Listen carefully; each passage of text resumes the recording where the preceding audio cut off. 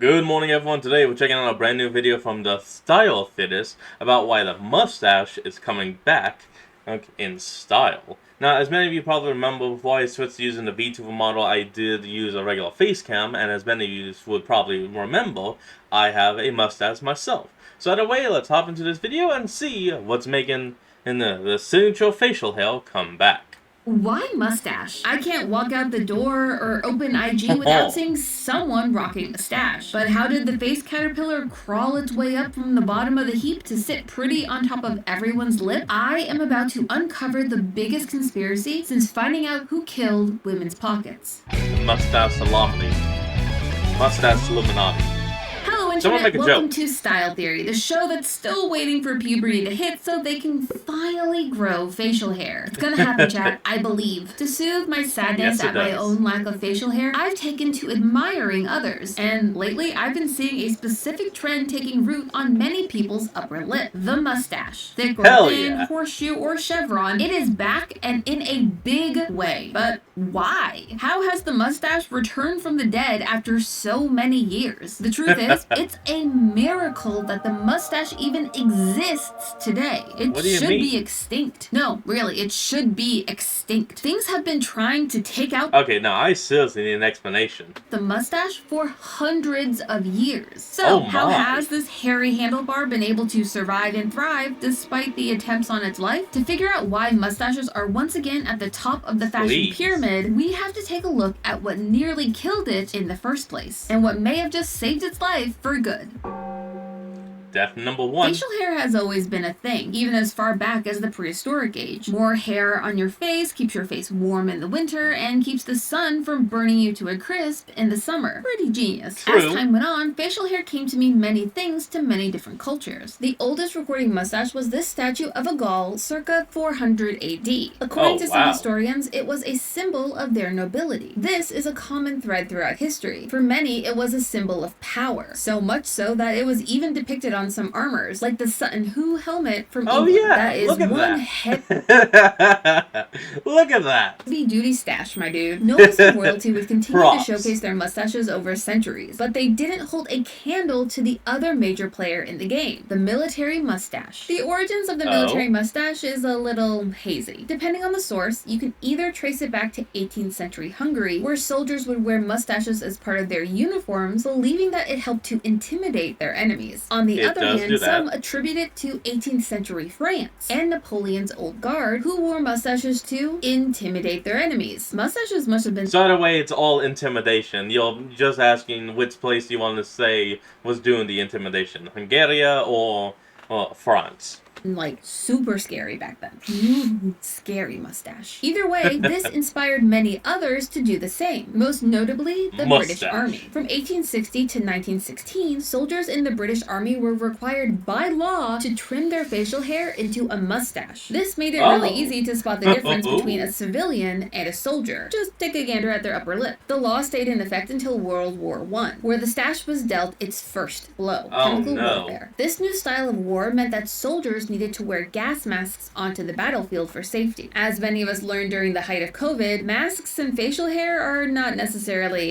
besties. Yeah, they don't go hand in hand, unfortunately. Mustaches, especially the large, show-stopping ones favored at the time, hindered the gas masks from doing their jobs and put the soldiers' lives at risk. So, for their safety, the law was repealed. A soldier could still support a stash if they wanted, but it could not interfere with safety protocols. But that was just the first blow. What truly sent the military mustache to the shadow realm came 2 decades and 1 world war later. You may be able to see where this is going. World War II changed the world in many ways, but one that most don't realize is how it nearly made the mustache a symbol of wartime horror. At the time, the mustache was a symbol of masculine power, one that many people of political notoriety chose to wear. President Theodore Roosevelt wore this big bushy style during most of his political career, much like his successor, President Taft. But this wasn't what sealed the mustache-shaped coffin. For that, we need to take a look at the other... I'm surprised they didn't actually make an actual mustache-shaped coffin.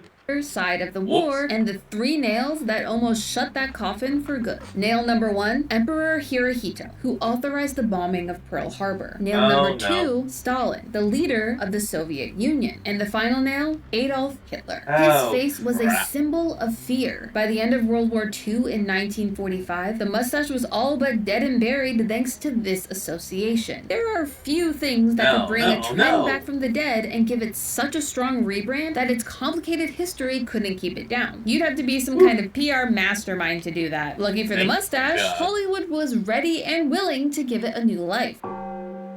The mustache started to soft launch its new rebrand towards the end of the 1960s when it popped back up in 2 notable instances. A Western called Butch Cassidy and the Sundance Kid, starring an up-and-coming actor named Robert Redford, and on the cover of the Beatles' Sgt. Pepper album. Both were major pop culture moments of the time. But while those mustaches certainly made a statement, they weren't enough to cement the stash as a household staple. It may have had something to do with the fact that Robert Redford famously said that he grew the stash to make himself less handsome. Not exactly a big sell for your average guy to pop one on and hit the town. That moment wouldn't come until the 1980s. When you ask someone to name an iconic mustache, there is one that usually tops the list. Tom Selleck. Yeah, I'm sorry, Oh yes, Tom Selleck does give one of the best damn mustaches of all times. And I can say that because my dad had a mustache, my stepdad has a mustache.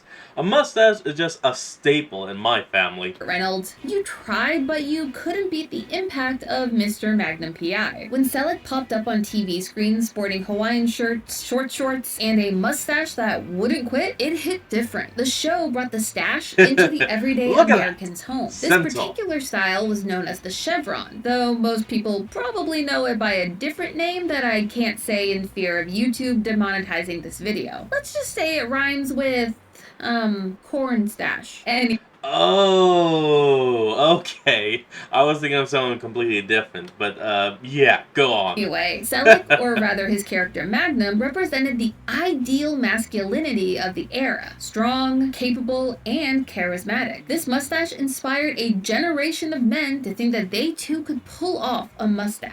Including my dad. Those family photos haunt me. My personal trauma aside, bringing the stash into the home of the everyman meant that suddenly every guy was sporting a Tom Selleck-inspired lip caterpillar. And instead of letting it fade away, the 80s doubled down on the mustache. They leaned in to the lip hair. And it all came to a head with the release of a little movie called Top Gun. Yeah, the mustache can't seem to escape the military. While the movie's leading man Tom Cruise kept a bare face, it was his co-star that really stole the scene with his stash. Goose, the best friend of Tom Cruise's Maverick, is known for his iconic mustache. It was his character's legacy, though more on that in a moment. All of this meant that the stash was at the top of its game, ruling the small screen and the box office. But it couldn't last forever. The small screen and the big screen.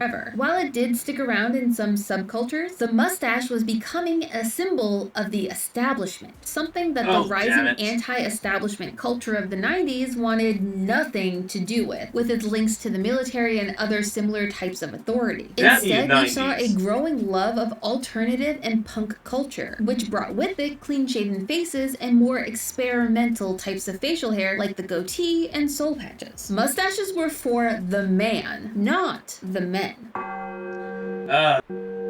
The mustache fell out of popular style for the next 2 decades, until the late aughts and early 2010s, when it was suddenly back with a vengeance. Though not how you might expect. It wasn't popular for being high fashion, it was popular for being funny. Or as they said back in the day, for the lulz. This was in large part thanks to the rise of a growing subculture known as hipsters. Though the name originally came from the jazz movement of the 1940s, in the 2000s, the name was co-opted for a new group. One that loved coffee, plaid, and thick-rimmed Buddy Holly glasses. Seeing a hipster in real life was like seeing your Tumblr dashboard come to life. While nowadays they mostly exist in memes, at the time it was one of the largest growing groups out there. To be a hipster was to strive to be the opposite of cool and mainstream, rejecting the styles of the time and embracing trends that fell outside of popular culture. They were so hip that they listened to music that no one had heard of and wore things that were meant to make them appear so ahead of the fashion curve that if you weren't in on it, you just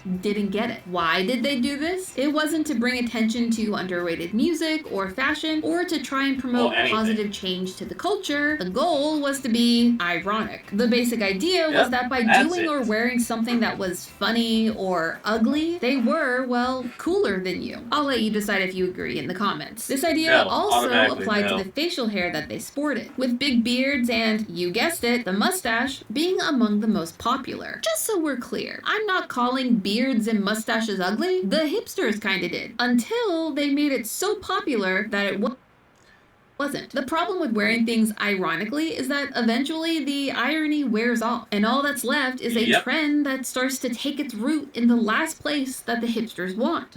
Went from being a symbol of going against the mainstream to falling into the mainstream. By the 2010s, the mustache wasn't just a thing you found on someone's face, it was everywhere. Shirts, wallets, jewelry, your dog, you name it, someone put a mustache on it. I bet you if you clicked the subscribe button right now, you'd see a mustache appear. Go on, try it. Click it. Ooh, look at that stash. So luscious. So shapely. Looking sharp there, buddy. This trend was so ingrained into early 2010s pop culture that people were even tattooing mustaches on their fingers. Nothing better than being able to pop on a quick finger stash anytime that you need it, right? I kid, but if you have... Is that really from only the 2010s? I swear, I heard people talking about that coming from like the 1990s, maybe the early 2000s. But to have one of those ironic mustache tats? Let me know in the comments below how you feel about it now. I'm really curious. Now, I'm giving a lot of credit to hipsters here for being the sole reason mustaches took over the millennial era. But there was one other thing that helped catapult mustaches to a height it had never seen before. Movember. Movember is a fundraising event where people grow mustaches in November to raise awareness for men's health. This event started in 2004 with a group of 30 friends. Hold on. Just correct me down in the comments if I'm wrong, but haven't some people said that Movember is where you shave, not grow? That, maybe I'm just misremembering it. Let's just move on. In Australia, deciding to bring back the stash for charity, and it took the world by storm. By 2007, it was global, and it was considered an official charity. Movember reached its peak participation in 2012. It had 1.1 million registered participants, and it raised $95 million. That is an amazing feat. So why don't we hear about it anymore? Looking at Google Trends, post-November of 2012, you see the interest in mustaches take a steep dive, only peaking again in November of 2013 for the next Movember. Why? When a trend reaches that level of overexposure, it can go from being the peak of culture to being out of touch with the flip of a switch. In fact, this moment, the 2012 death of the mustache, is arguably the birth of what we today call millennial cringe. Yes, cringe killed the mustache, and we all know there's no coming back from a cringe death. 3 strikes, you're out, right? Wrong. You see, there was still one thing left. One thing so powerful that it could bring the mustache back to life after everything, like some sort of hairy fashion zombie. Now who saved it? What could possibly have the power to bring something back from a cringe-induced death? Gen Z. You heard me right. The generation that created the term millennial cringe actually saved one of the most millennial trends from the brink of extinction by accident. Oops. The 2020s have seen a new wave of 80s nostalgia take hold of pop culture, specifically with Gen Z. Stranger Things and Kate Bush, Fleetwood Mac going viral on TikTok, all of it's played into this new nostalgia for a time where things appeared simpler, and the digital treadmill of staying relevant on social media didn't exist. For a generation that grew up online, that was a breath of fresh air. Like we talked about in our Why Does Gen Z Look Old video, they are shopping vintage and upcycling items from their parents' and their grandparents' closets. This love and access to old school fashion, along with this new wave of 80s nostalgia, means that trends like oversized blazers, neon colored makeup, and even mullets are making a comeback. As As someone who's been watching this video and paying close attention, do you remember what else was incredibly popular in the 80s? Say it with The me. mustache. 1, 2, 3. Mustaches! Good job, Damn, Jack. I didn't wait for the count. In 2022's Top Gun Maverick, a sequel to the 80s film that we mentioned earlier, actor Miles Teller sported a mustache as a nod to his character's father, Goose. Yep, the legacy of Mr. Air Force Mustache lives on. The internet exploded. Fan cams were made, people were shaving off their beards in droves, and Gen Z fell in love not just with Miles Teller's mustache, but all the ways that they could create their own unique looks using facial hair. More than any other generation, Gen Z has embraced the idea of personal identity and exploring how to take trends and make those trends fit them, rather than the other way around. If you don't believe me, believe the data. In 2020, the razor company Gillette created a whole new line centered around beard and mustache maintenance after seeing such a large decline in razor sales post-quarantine. They estimated that as of September 2022, at least 9.6% of men in the US were embracing the mustache. During last year's London Fashion Week, another shaving brand called Braun was brought in specifically to style mustaches that were going to be walking down the runway. Gen Z isn't alone either, with many millennials following their lead and also jumping aboard the hairy mustache-themed train. Though not everyone is happy that they're back, there are plenty of people out there spreading an anti-mustache agenda. But will they win, or will the stache finally stick around for the long haul? With the oldest of Gen Alpha just hitting the cusp of puberty, we'll have to wait and see if they too embrace the look or deem it a little too old school. Or maybe Top Gun 3 will come out in 10 years and secure the mustache's place in our hearts and on our faces. But hey, that's just a theory. A style theory. Keep looking sharp. Want to learn the... Alright everyone, that's going to be the end of today's video. I hope you all enjoyed this. Remember to like, comment, and subscribe for more. Link to the original will be in the description below. And I'll see all of y'all next time when we flick back on. Till then, this is Fox, signing out. Peace.